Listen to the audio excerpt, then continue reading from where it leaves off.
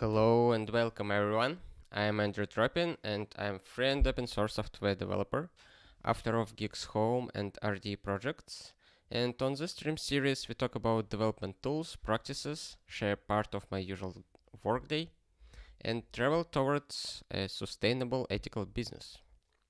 On previous stream we talked about Nginx project. We updated OBS package in Guix repository and also merged OBS VK capture plugin for OBS. And at the end, we fixed load pass issue, which was creating some troubles for us when we tried to work on test infrastructure for RD project. Today, we will start from a very brief overview of the patch and we'll reply to it. After that, we will explore Nginx service type in Guix. And also, if we have enough time, we'll try to make our tests more suitable for everyday work. And we'll try to accomplish what we couldn't on our previous stream related to tests. Hello, Antares. Let's start from patch review. I don't have a topic, a non-technical topic for today, and I decided that we will make our warm-up from reviewing a patch. Here we have a patch from Consys. It contains 3 emails, and each of them contains a version of the patch. Actually, it was sent quite a while ago, 2 months actually ago, and it adds feature emacs dashboard. And here we can see the feature itself. It contains a lot of arguments and quite long doc string, and also a lot of code is written here. And I won't be checking all of them, every argument, and see if it is correctly implemented or something like that. I will give a high-level overview, a high-level review of this feature.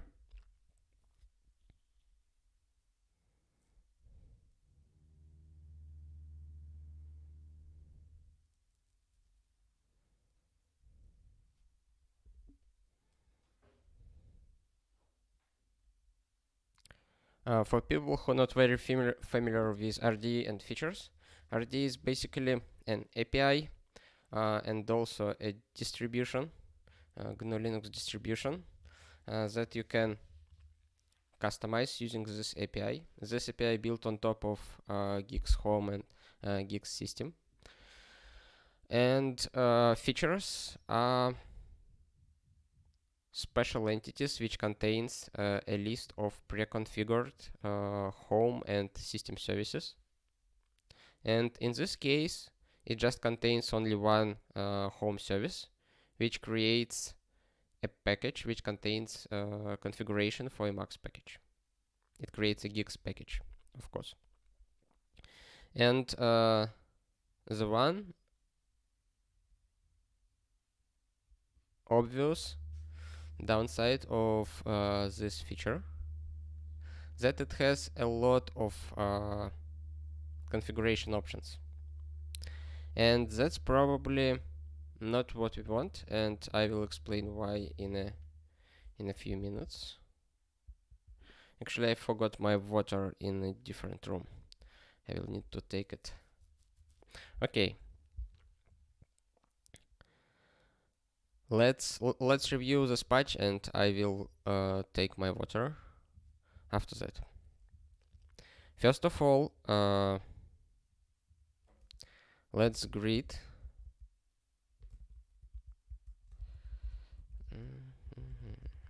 for this feature. And let's answer to the question, does this feature seems worthy of being in RD rather than contrib? We have a separation, a special contrib directory, which can be used for features that either not maintained by anyone among RD committers, or which doesn't fit well with RD ecosystem. For example, we have some opinions on what should be a part of RD and what should not be. For example, we, at least, part of RD users think that it's a good idea to have a Wayland as a primary graphical environment. And if you would like to contribute a feature which configures X11 window manager, it probably won't fit RD ecosystem, but you still can contribute it to contrib directory, and your work will be accessible by other people. But it's probably won't be so well integrated as other features, and that is why we keep them slightly separate from main RD features. Of course, you can maintain your own features locally.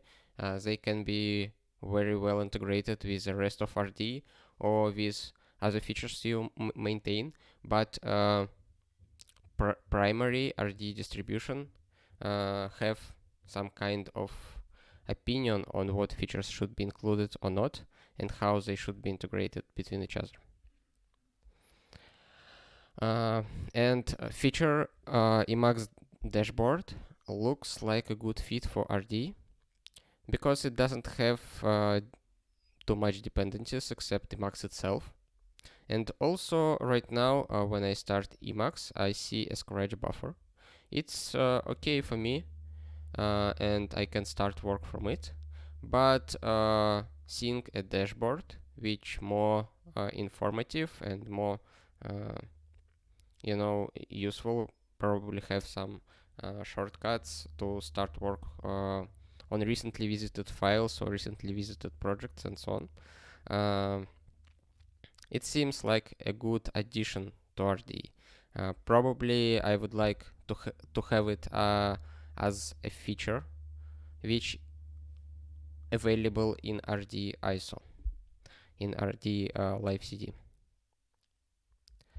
So I will say that this feature seems to fit RD quite well, but I have a few comments on the implementation.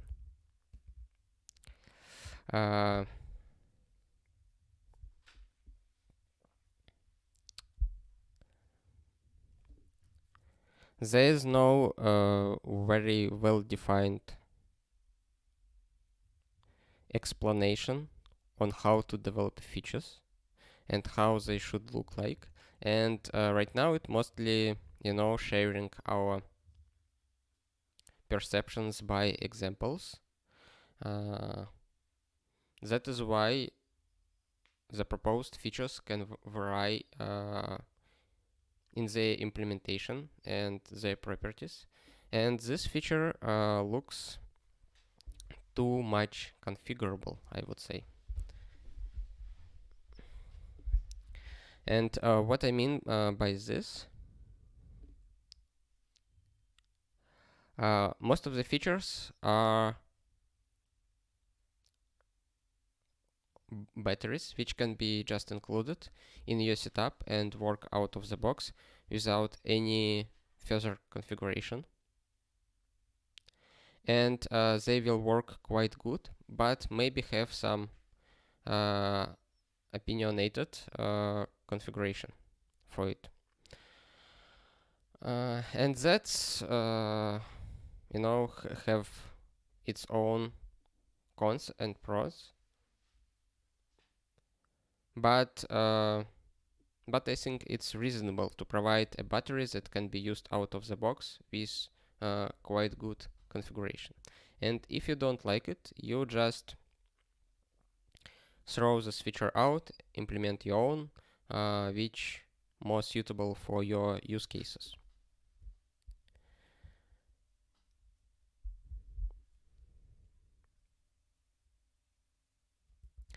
I would say, but I have a few comments on the implementation and features in general.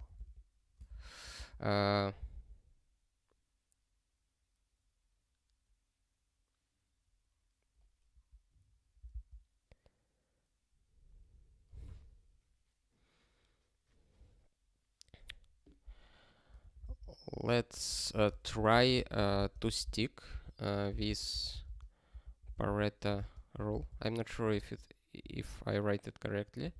Pareto rule, Pareto principle, Pareto principle.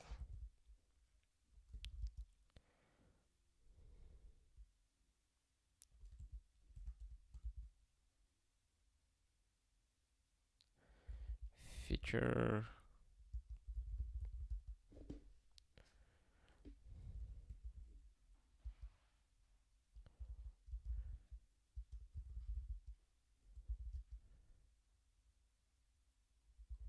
Exposing 20.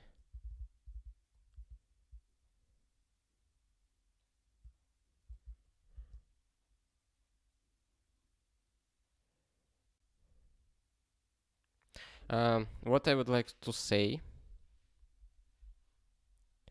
I want to say that we have here a lot of configuration options, and it makes hard for users who may be not very familiar with RD and emacs dashboard to understand what they need to do with those options. It's quite powerful that you can adjust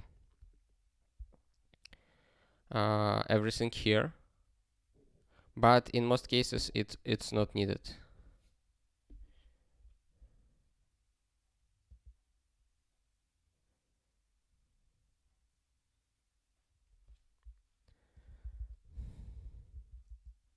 Okay, this feature provides a lot of configuration options, many of which will be used quite rarely. In most cases, users won't be setting anything from default values. So let's stick with Pareto principle and provide 20% of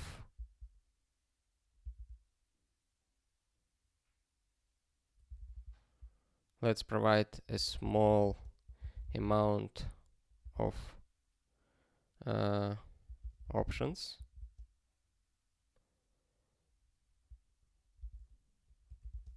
which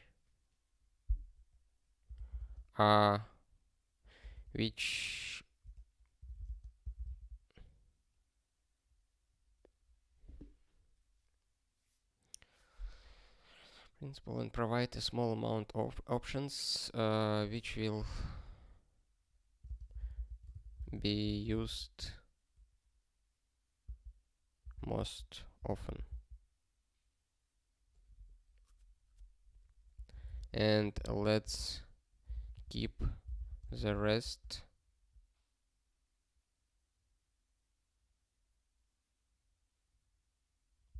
not exposed as feature arguments.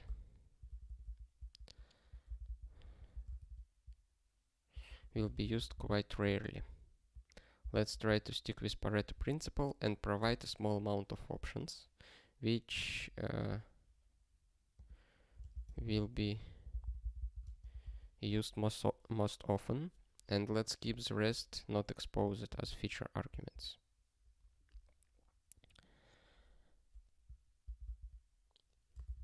The usual use case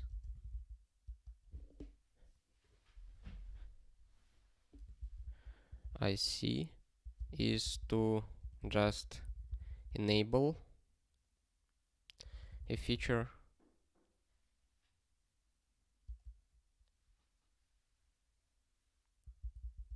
and maybe adjust a key binding or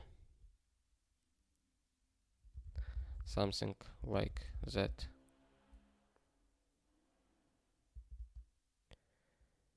Everything else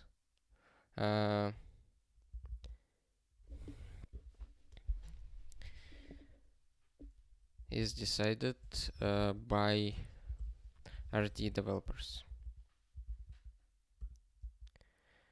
We don't want to provide ultimate flexibility here. When someone need to configure some emacs, some package or program, some package or program deeply, they can define their own feature.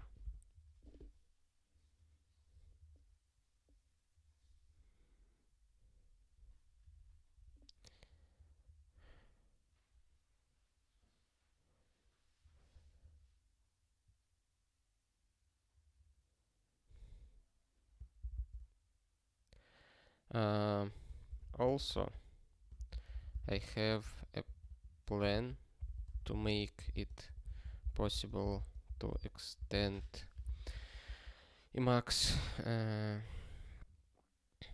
configuration packages using home services. So additional emacs package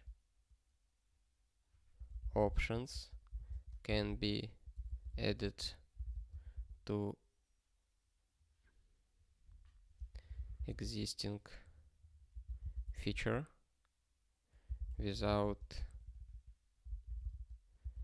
touching feature itself.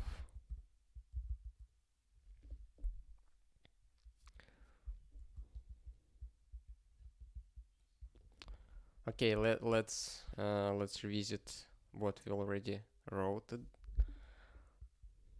Thank you very much for the feature. Feature seems to fit RD quite well, but I have a few comments on the implementation and features in general.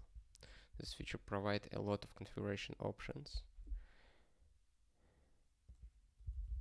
which makes it very flexible, but many of which will be used quite rarely. Let's try to stick with Pareto principle and provide a small amount of options, which will cover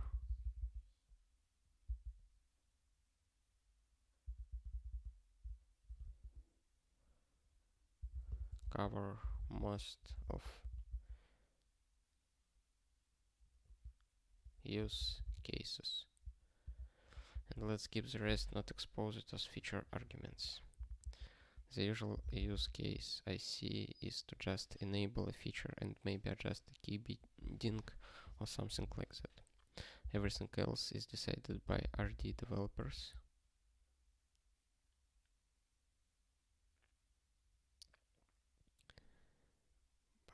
RD developers. We don't want to provide ultimate flexibility here, but a good out of the box zero configuration experience.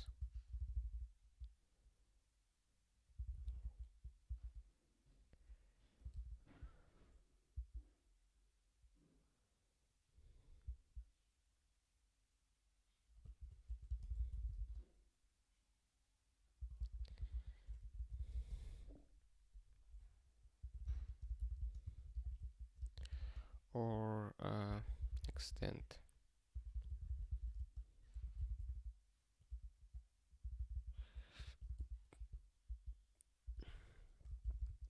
according to feature extensions. We have a plan to make it possible to extend emacs configuration packages using home services, so additional emacs packages, package options, and related code without touching a feature itself. And let's make an example.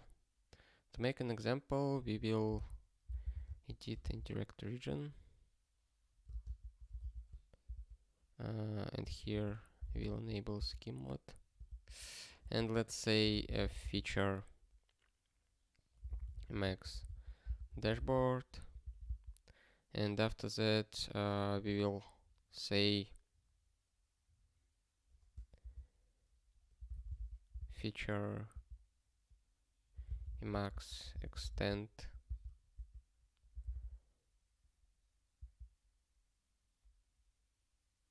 RD, how it will be called,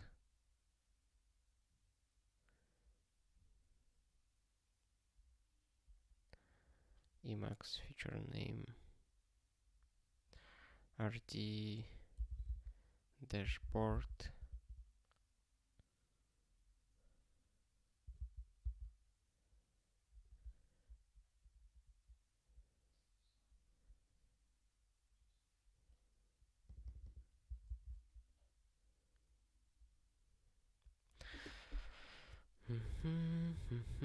Let's see what we have here.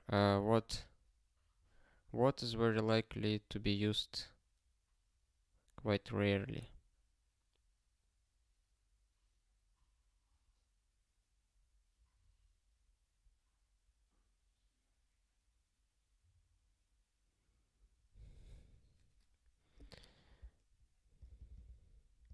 I think project backend will be used rarely because, you know, in most cases we have project EL, because already features are relying on project EL and integrates with it, and don't know anything about projectile, for example.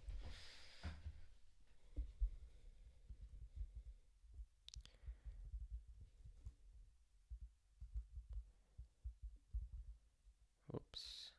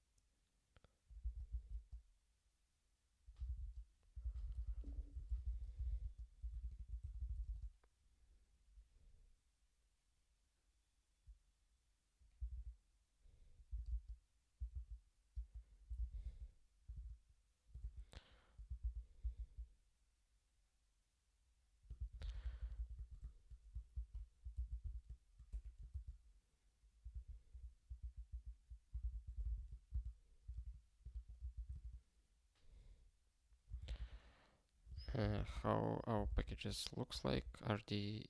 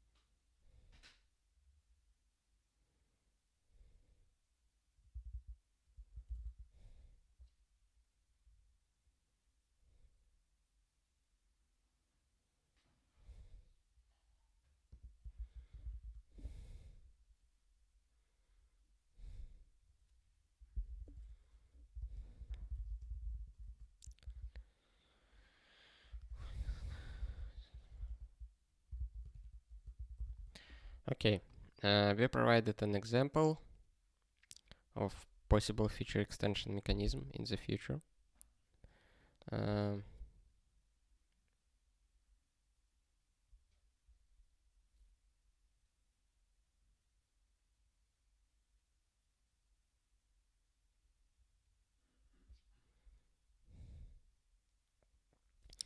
let's take a look one more time at our message.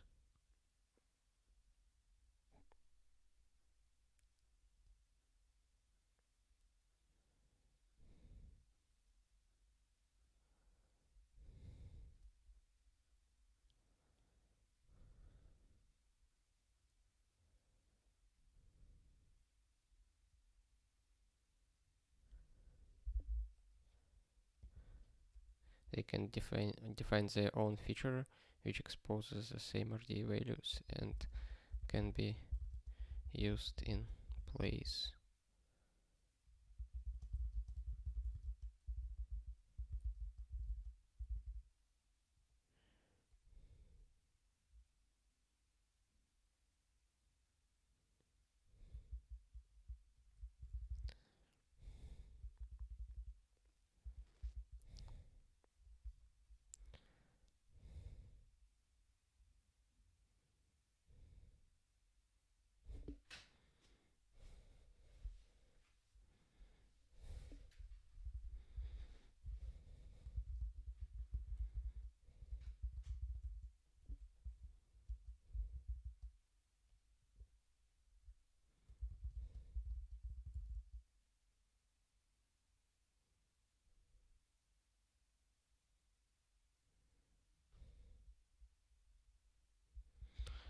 Okay,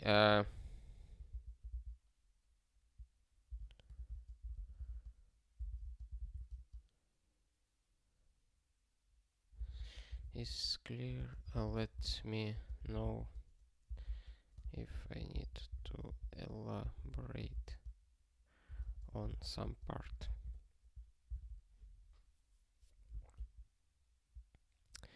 Kiss piece. Hi Andrew.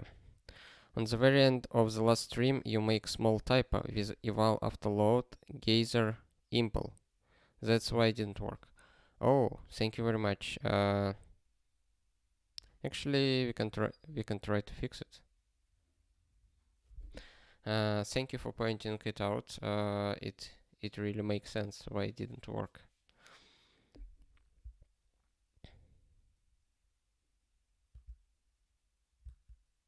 Let's add it to our list for today. Review patch and check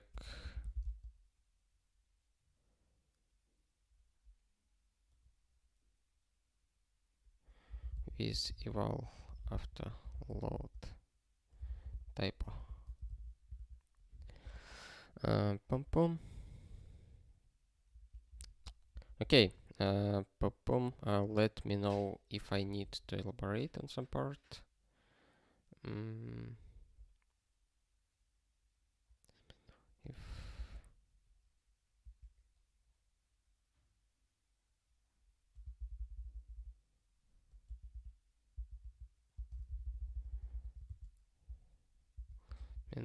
if idea is not clear, to elaborate on some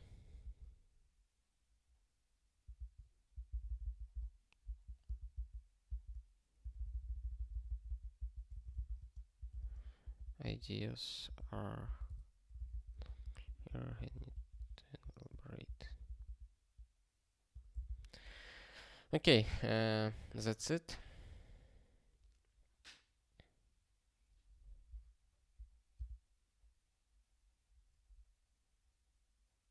Now it's too much complete feature. I would say it covers too much aspects that most people won't care about, and they will never use those options. But having so much options adds a lot of maintenance load to make sure that they didn't changed in downstream package, that they still work as expected, the format didn't change, and so on. And that is why we don't want to hardcode them in most cases. We just provide a few options which adjust overall behavior of the feature, but the feature itself is already a configuration. Maybe I will elaborate on it more a little later in a separate thread. Okay, very good. Let's say that we finished with patch review. I have a lot of to do, probably around 40 more.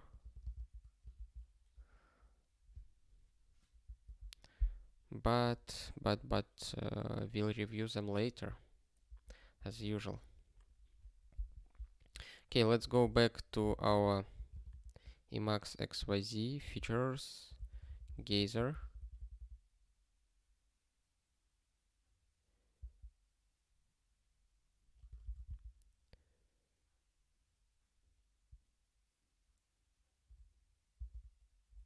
We have this variable in geyser REPL, and eval after load geyser REPL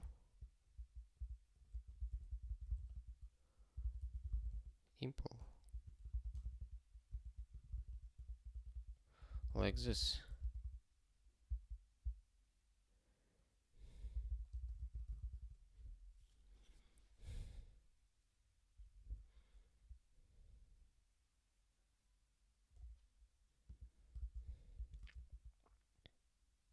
It seems right to me. Let's rebuild our home environment and see if it works. And in meantime, I will take a bottle with water.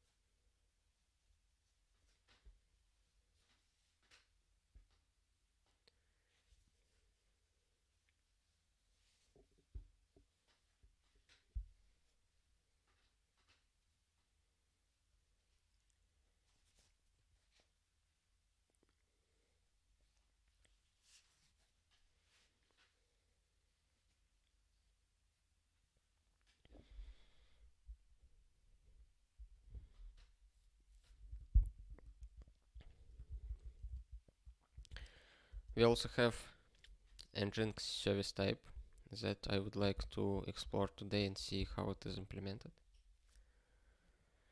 It will be code review of already merged code, and also it will be some kind of evaluation of the service and if it fits our need, or we need to modify it somehow, or we need to make our own.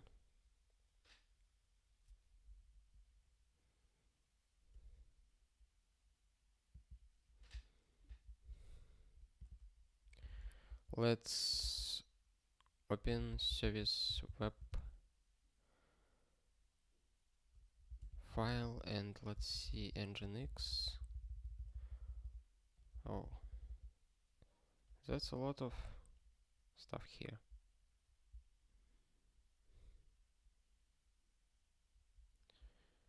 Service type. Okay, we can start from Nginx service type, and after that navigate deeper to other parts of it.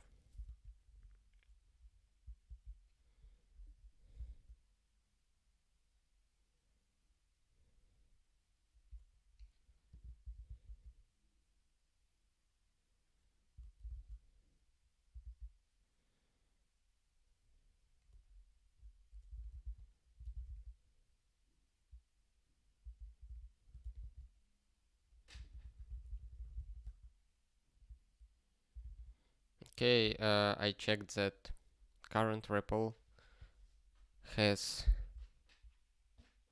correct load path. Actually doesn't have src and test directory in it. That's strange. Geyser connect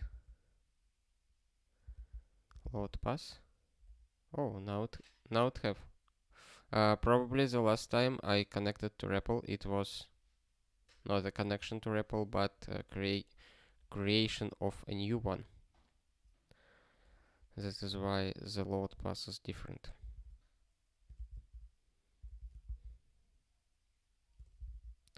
You see, I use Ctrl+C, Ctrl+Z in the REPL buffer, and it reconnects. And if I use Ctrl+C, Ctrl+Z in source code buffer, it doesn't reconnect.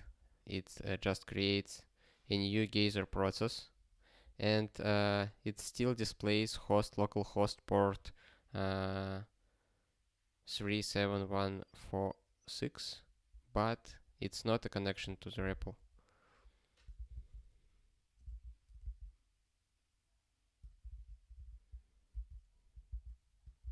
No, that's tricky. Not very user friendly.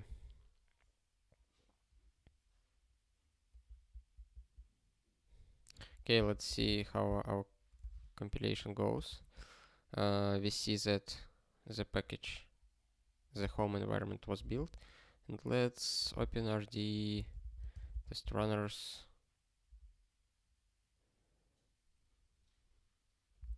Use geyser connect.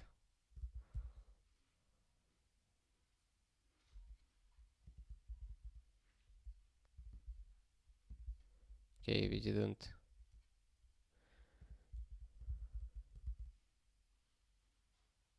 Okay, it seems to work. Very nice. Let's try one more time. Yep, it still works. Thank you very much. Peace. Very much appreciate your help with this issue.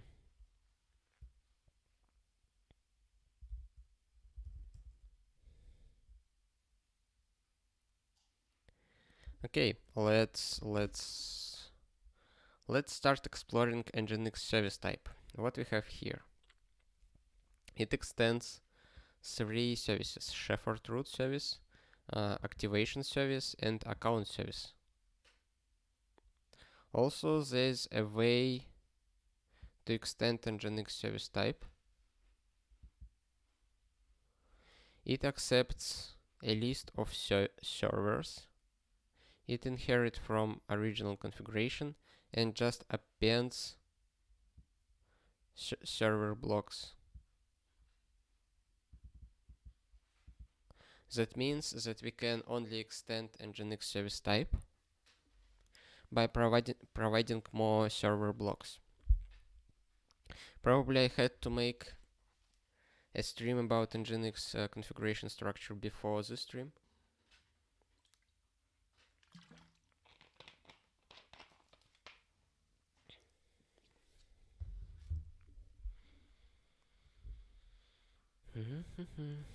But I didn't.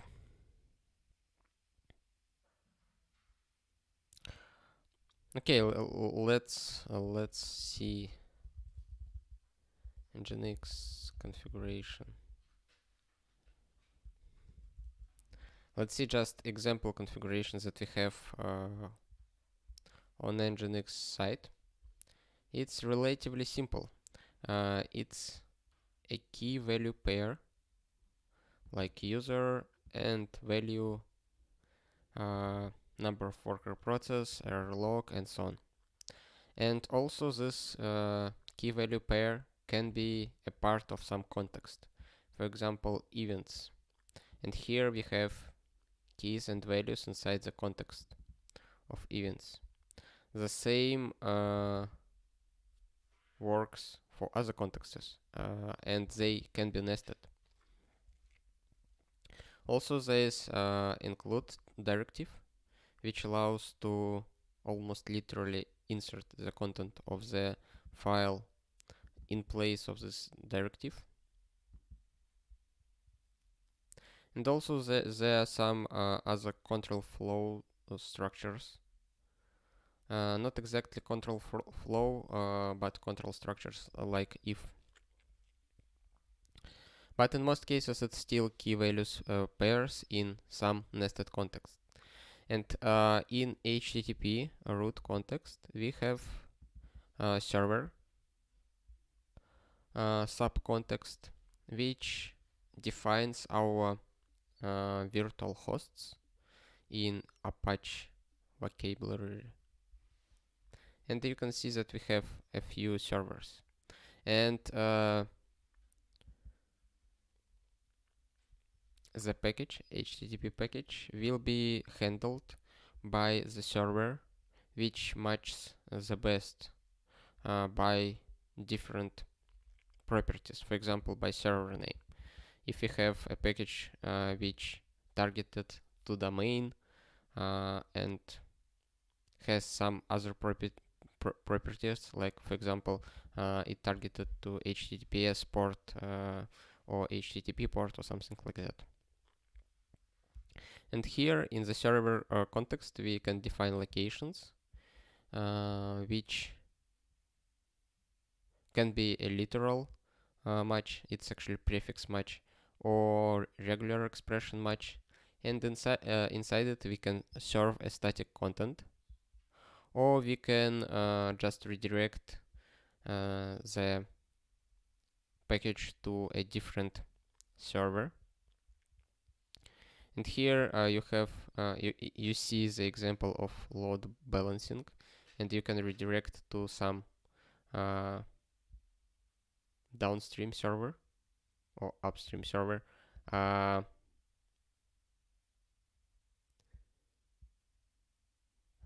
would say upstream entity, which under the hood contains a few servers, and the load will be balanced between those servers.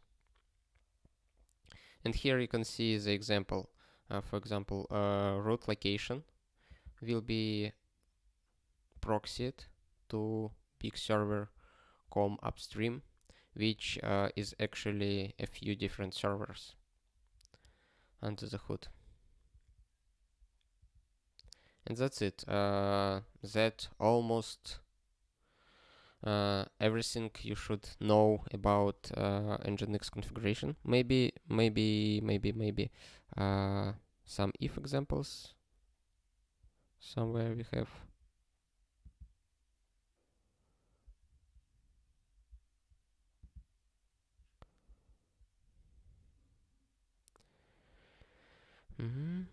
Another full example. Maybe here we have something more interesting. HTTP access log. Also, you can redefine some top level values inside the context, because all the values from the root context are inherited in nested contexts. Here we have an example of if. It allows to make some logic, more complicated logic inside Nginx configuration. And that's pretty much it about Nginx configuration. And let's see what we can express with our Nginx service type.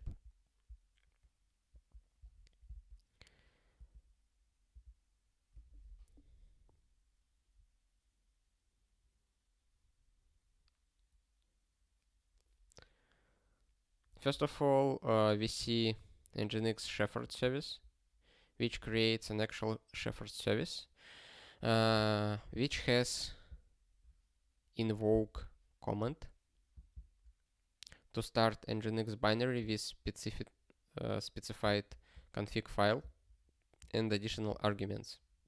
Oops.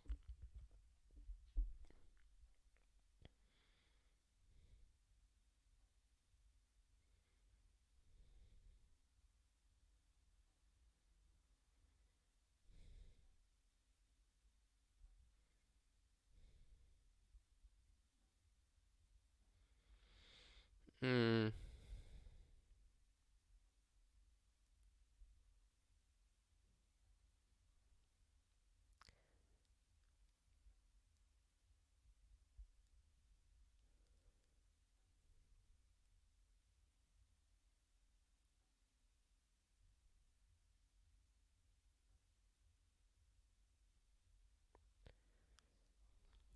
What interesting we have here is a custom reload action, which calls nginx action with -s reload, and nginx action is actually an invocation of nginx binary with specific config. That means that when we update nginx on our server and call reload action, it will apply an updated configuration for it.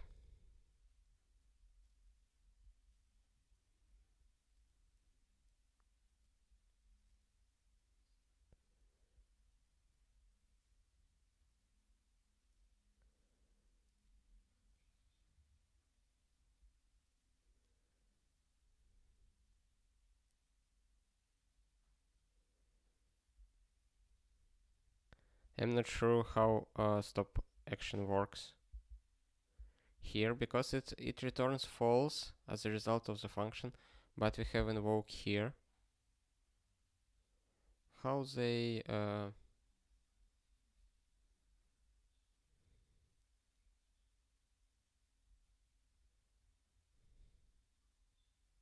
okay, it's not really it doesn't really matter right now, because we are more interested in actual configuration.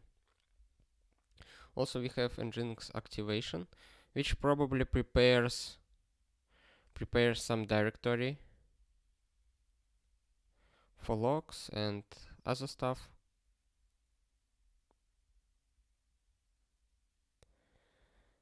Which also not that interesting. Also, Nginx account, which will be added user group and user account, which will be added to the list of users in the system, and the default Nginx configuration.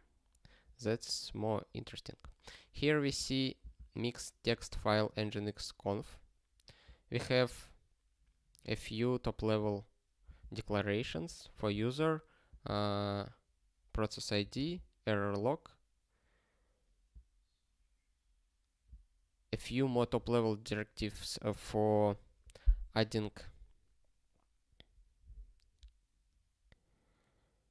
models, and global directives. What is global directives? Not sure. Let's see.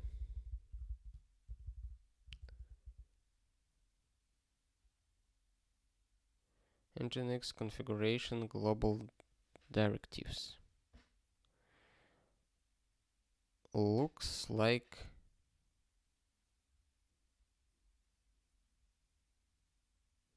just S expressions, which somehow should be converted to Nginx configuration. Let's see what emit global directive says.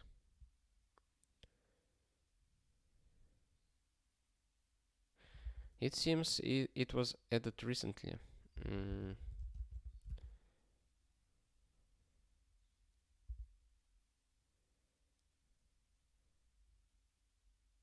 Because I didn't see it previously. Okay, it seems it was added a few years ago. What emit global directive does, it's a function which accepts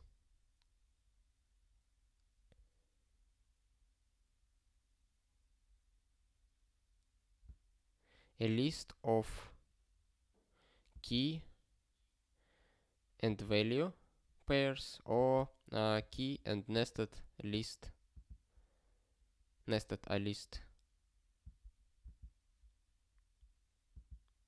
And if it contains nested a list, recursive emit global directives called. That's okay. It allows to define almost everything that we want. We will try it. We will try it today.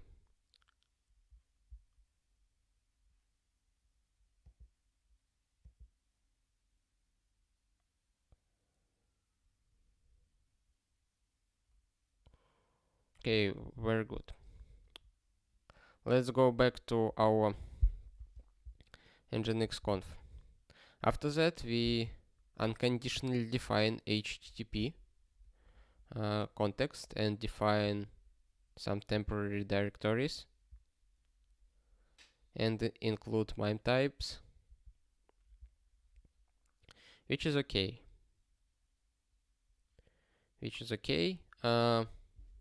It's not always true that we use our Nginx for serving HTTP content. Sometimes we can use RTMP model and use Nginx only for it, for a streaming purpose, for example. That is why hard coding it, not very good idea. And I will explain reasoning behind it, because a few minutes ago I talked about RD features and that they should contain something that works out of the box without any additional configuration. In most cases, home and system services should be opinion agnostic, I would say, and should provide an ultimate flexibility to define everything that user want. So he has to know how this service implemented and how underlying program configuration works. So he can actually define a configuration in scheme language, which will be translated to the target configuration format. And for features, features is more top level entity, and it should have some opinion and have predefined configuration, and it can be not that flexible as services.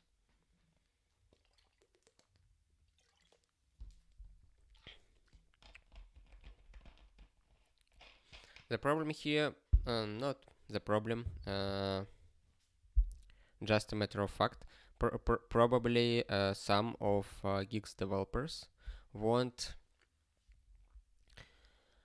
home and system services to be not that flexible and more ready to use and provide some out-of-the-box experience in the cost of flexibility.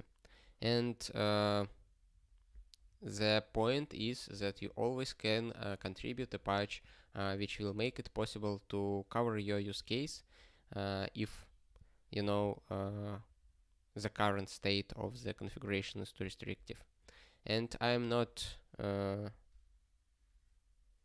completely agree with this idea, but it's okay. It's a different opinion, and it can exist, and I respect it. The home services and system services we define in RD project are completely flexible in most cases, and they allow to express any configuration which is possible for the underlying program. And that is why hard coding this is not very you know in my favor. But okay, maybe it's not that bad. Maybe it just includes some defaults, and if I don't want to use HTTP context, I won't use it. We have low packages, and it adds low packages to HTTP again, which may be not completely correct, because I can use low packages in other contexts, I guess. I actually don't use low packages for Nginx, but I suspect it's possible to use them outside of HTTP context. Some configuration options which do automatic conversion if they exist and added to HTTP context, which may be okay, but I don't like that there are special cases for some variables, and for the other they are not. That means if I have another variable that I want to define here and change the value, I can't do it. At least I can't do it the same way as I do for those variables. And it seems, again, more like RD features when you already have some default configuration and provide only a couple of options which can be used in most cases. And the rest of the cases should be allowed somehow too. And here we have Nginx upstream config and Nginx server config, and also we have extra content. Okay, that means that using extra content we can add everything that we want, but I see another problem here. Okay, usually people use Nginx for serving HTTP content. They use upstream and server blocks, so it may be meaningful to add only server and upstream blocks. And if there's a rare case that Nginx used for something else, you still can extend it with extra content. The thing that I already don't like, that this extra content is just a string, that it should be a string, or maybe a file-like object or G expression. That probably will work too. If it is a file-like object, it doesn't make sense, because it will be inserted as a path to the store, which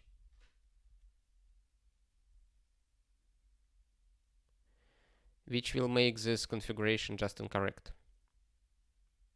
And it also can be a J expression.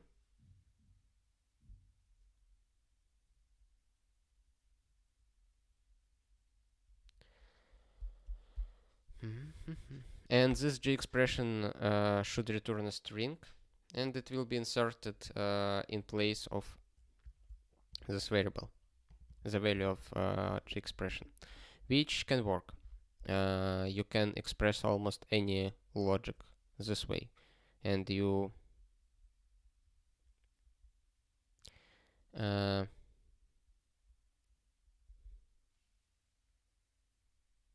you are not very restricted, at least. The downside, another downside I see, is closing HTTP block right here. That means that extra content will be inserted before the HTTP block closes. So that means that we need to close HTTP block in extra content and open another block if you want to add something.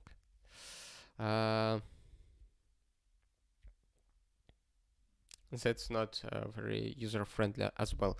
I would expect extra content to be at the end of the Nginx configuration, so I can add arbitrary values to it. Or I would expect to have two extra content variables. First one for HTTP extra content, and the second one just generic extra content. But okay, it's workaroundable, I would say. It's possible to insert some non-HTTP things here. What I don't like about upstream blocks and server blocks, they are also a closed world. They use a closed world assumption. That means that we can define only fields in server and upstream blocks that are defined by the respective records. Let's see upstream configuration. And we have name, server, and extra content.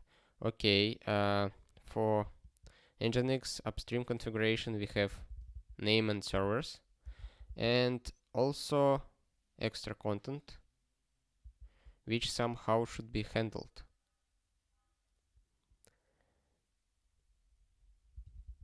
And what about Nginx server configuration? And server configuration has raw content at the end, which should also allow to add something to the end of the server block, the arbitrary values. Okay, we have already S3 escape hatches that can be used to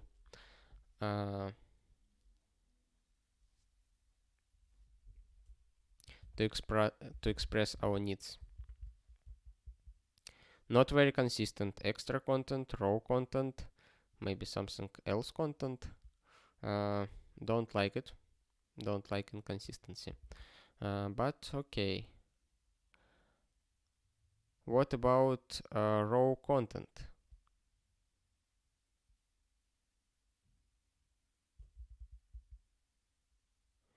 We see that emit Nginx server config returns a list, and raw content is just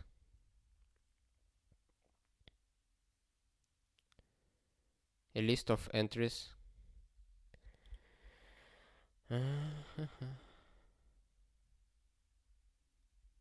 It expects to be a list of strings which will be inserted at the end of the server block. What about extra content for upstream block? For upstream block, it implemented in different way. It's simple format and flatten of extra content. It also expects a list of strings,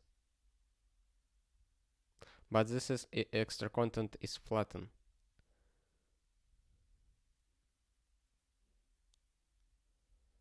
But raw content in server is not flattened, which is also inconsistent.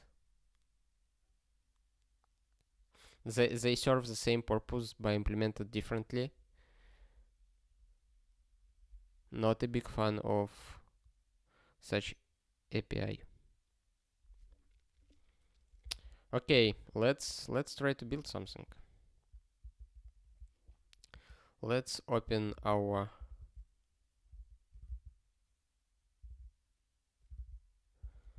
I had a team PSCM. Here let's evaluate this namespace. Plain file unbound variable. way we have plain file.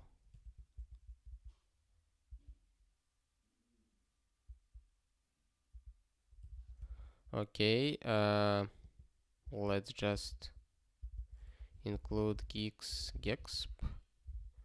Is it better? Origin. Origin.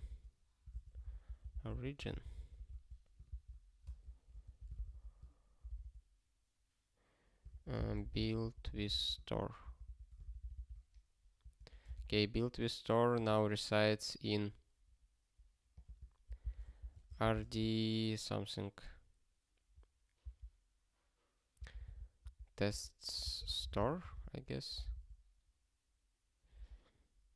Good, it somehow works.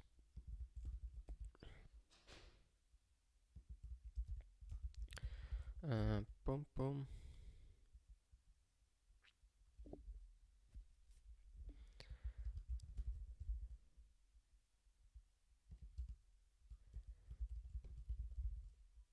I just comment out everything that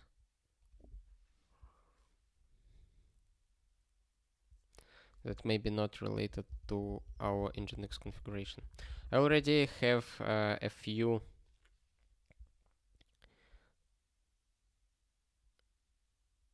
definitions here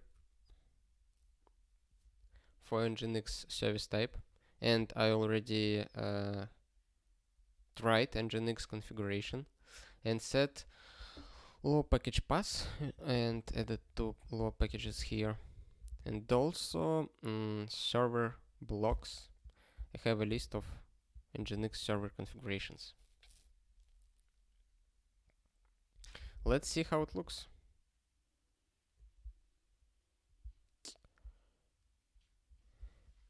The end result looks like this. We have we have user, process ID, error log, empty events section, and HTTP context with a bunch of temporary directories and include for MIME types. It's actually okay. Some defaults that provided for us. I would like to make them optional by some flag, but okay, not a big deal. Low packages added here. Probably they will work. Also, I would like to try models, but okay, model also works because I tried them in a separate place and don't need to check it twice. We can take a look at them later.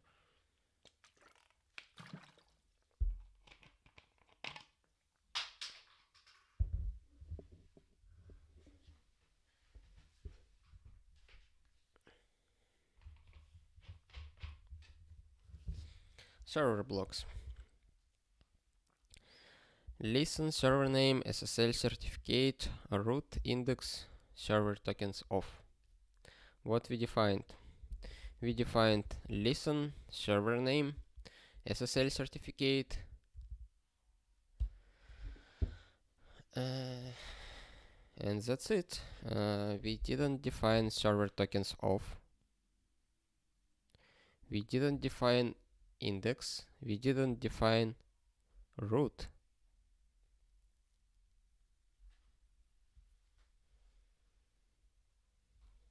Is it possible to set them? Server config. Okay. It automatically adds those values if they're not defined.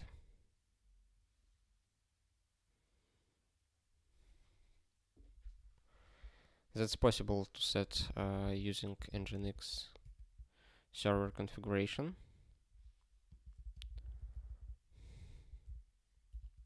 Let's use raw content and see how it works.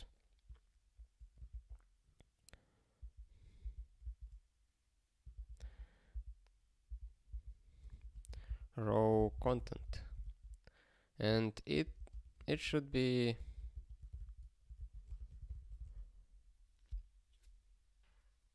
oops, the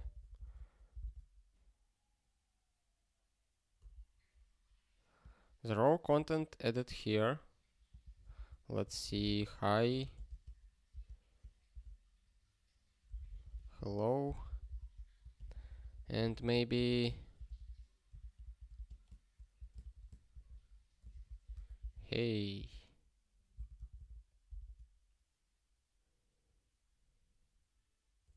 Okay, it works, and I even can use G expressions here.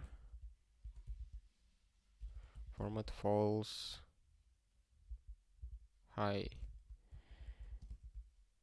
hey.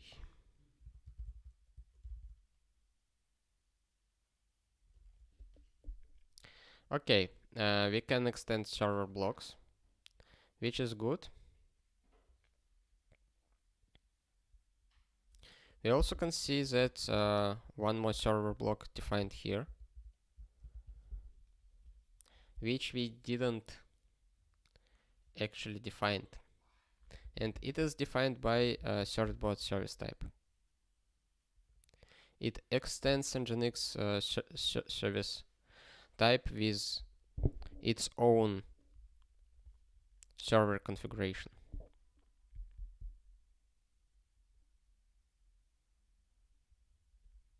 But we'll explore it later, not today. It will be a separate stream, I guess, on SSL certificates.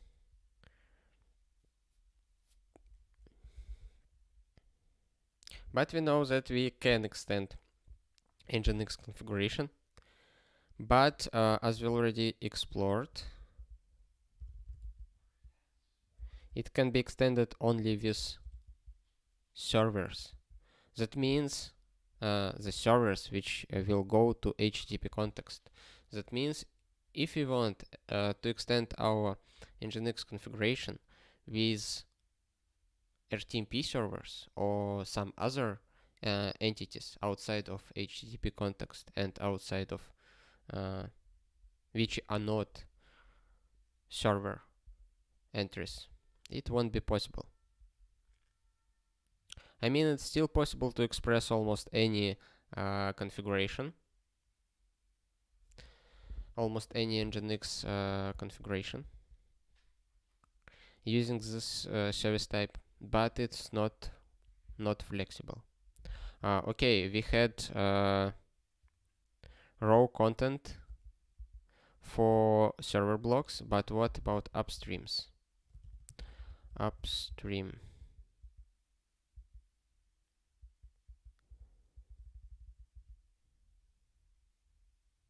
Upstream blocks, list Nginx upstream configuration. Let's say name backend, and what else it have? Upstream servers and extra content.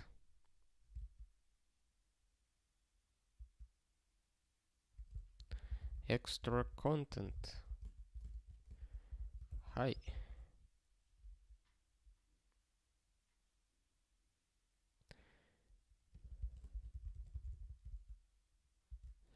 Servers.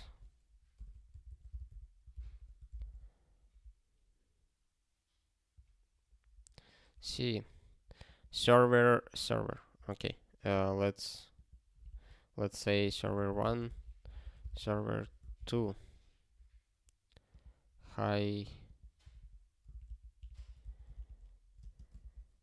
Hello.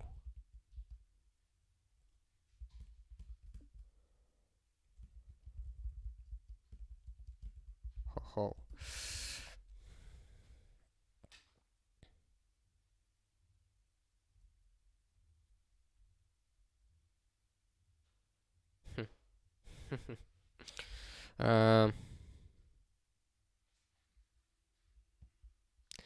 We have server 1, server 2, some extra content, but G expressions doesn't work here, but they works here.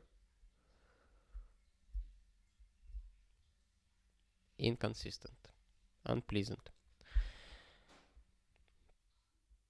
Pum pum pum pum.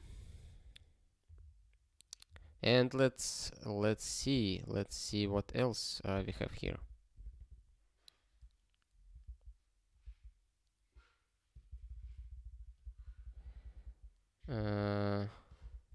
We have extra content for inside HTTP block.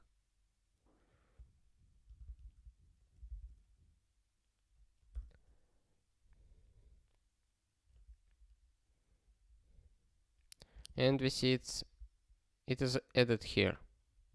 What we can do, we can close our HTTP block and open RTMP and do something like this. And this way, let's add backslash n here.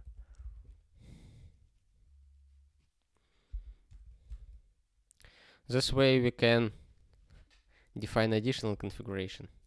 What about G expressions here? I bet they will work. Format false.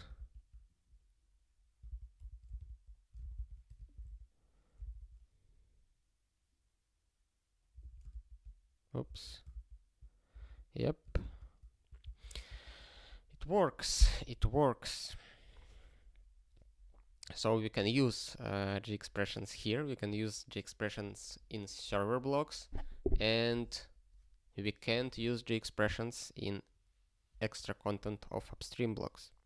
Also, we can't add upstream blocks or can't add extra content to Nginx service type with service extensions. For example, if we would like to provide third bot, but not for HTTP, but for other protocol or something else, we won't be able to define sections outside of HTTP block. It's only possible to add server context to HTTP context. Not that flexible as I would like. Probably you can work around it and figure out a way how to hack something together here, but I don't know. I think that it can be implemented in a better, more consistent, and more flexible way. Okay. We explored our Nginx service type. My preliminary feeling that it's not flexible enough and not consistent enough and not extendable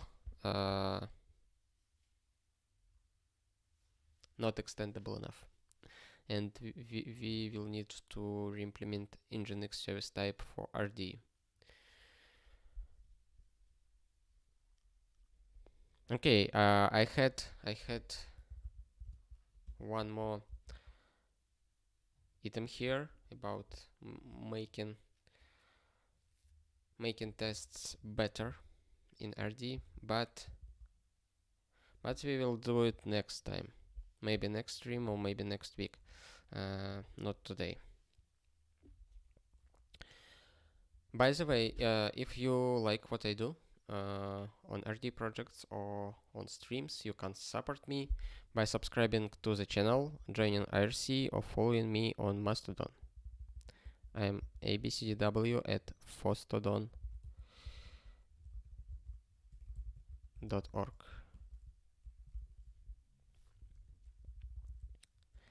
Okay, what will be my conclusion for today?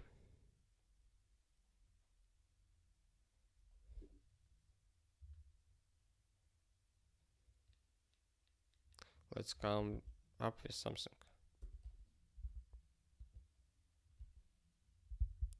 There can be different opinions on how it should be implemented, and that's good that we can choose our way and how we can use and implement something. Freedom is great. I would say it's a nice finisher. Thank you very much for your attention, and I see you in a bit.